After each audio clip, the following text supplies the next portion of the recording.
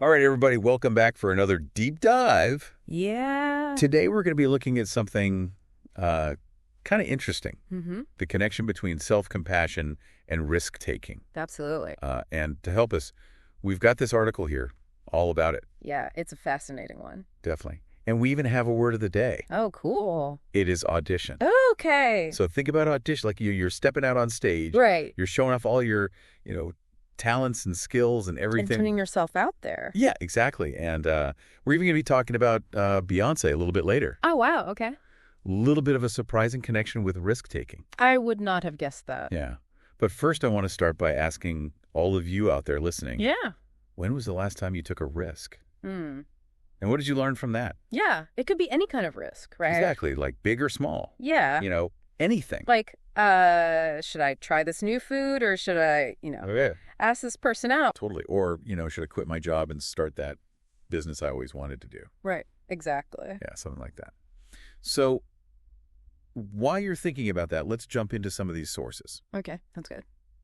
So one of the things that I thought was really interesting that they pointed out was this idea that, like, we all kind of feel bummed out when we put in a lot of effort Uh-huh. and nobody notices, Yeah, it's like you're going above and beyond, but it's like falling on deaf ears. Totally. It's like, I made this amazing dinner and nobody even said thank you. Right, exactly. Or you put a ton of work into a project and it gets completely overlooked. Ugh, yeah, I hate when that happens. Yeah, and one of the things that the article talked about that I thought was interesting was how this study Mm-hmm. showed that people who were more self-compassionate were more likely to try again even after being rejected. Oh, wow.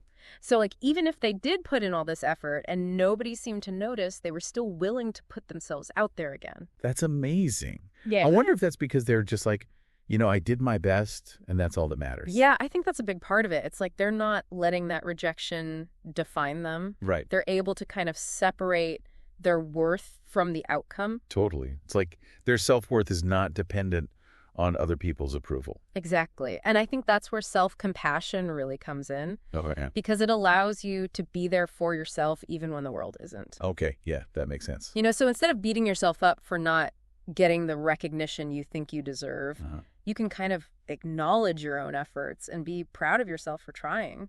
Right. And just like, learn from the experience and move on. Exactly. And the article had this really great visual too about Oh, yeah. Was it? like dusting yourself off after a fall. Oh, right. And they used this cartoon image of like this little character on stage Oh, I remember that. who looks super nervous and then they trip and they fall. But then they kind of get back up and they're like, okay, well, let's try that again. I love that.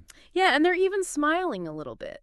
It's Yeah. like they're learning from that mistake and they're not letting it crush them. Right. It's like that idea of feeling forward.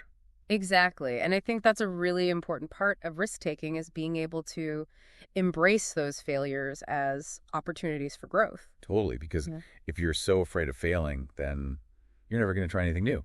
Right? You're going to be stuck in your comfort zone. And you'll never know what you're capable of. Exactly. And that's why I think this connection between self-compassion and risk-taking is so powerful. Okay. Because when you have self-compassion, you're able to be more resilient in the face of those challenges. Right. And you're more likely to dust yourself off and try again. So it's like self-compassion is giving yourself the tools you need to be a risk taker. Exactly. It's like that inner support system that allows you to be brave Yeah. and to go after what you want. That's awesome. So remember earlier when I mentioned Beyonce? Okay, so there's this quote from her Okay. where she says, "I can see your halo, halo." Interesting. So obviously she's not talking about risk-taking directly, Right. but it just made me think about, like, her level of confidence and self-belief. Yeah, absolutely. She's someone who definitely embodies that idea of, Totally. owning your power and not being afraid to shine. Right, and that kind of confidence is essential for risk-taking, right? Absolutely. Because if you don't believe in yourself, then why would anyone else? Right. And I think that's something that we can all learn from Beyonce is to recognize our own halo, to embrace our own strengths and talents, and to not be afraid to let them shine. And to take risks, Exactly, because you never know what amazing things you might accomplish if you just give yourself the chance. Yeah, so to kind of like sum it all up, Yeah. it seems like self-compassion is like this secret weapon that can help us overcome our fear of failure Right. and take those risks that can lead to, like, growth and fulfillment. Absolutely. It's like that inner voice that's cheering you on, saying, you got this. Yes, exactly. Yeah. So I want to leave all of you with this question to think about. Okay. How can you practice more self-compassion in your own life? That's a good one. And what risks might you be willing to take if you knew that you had your own back? Yeah, I like that. So think about that, and thank you so much for joining us for another deep dive. Thanks, everyone. We'll see you next time. Bye.